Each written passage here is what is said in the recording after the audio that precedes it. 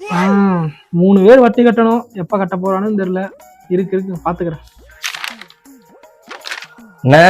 அப்பா தம்பி வா. அமௌண்ட் கேட்டிருந்தேன், என்னன்னாச்சு? ஆமா சொன்னாப்ல அமௌண்ட் பண்ணிக்கலாம். அமௌண்ட்லாம் கரெக்டா கட்டிடுவியா வட்டியெல்லாம்? அதெல்லாம் கட்டிடுவேன். எங்க தம்பி சொல்றானுங்க, சொல்ற மாதிரி நடந்துக்கிறதே இல்லை. இப்படிதான் ஒருத்தன் வந்தான் அன்னைக்கு. கட்டுறேன்னா ஆள் ஓடி போயிட்டான். எங்க போனான்னு எனக்கும் தெரியல. சரி எல்லாம் முடிஞ்சு.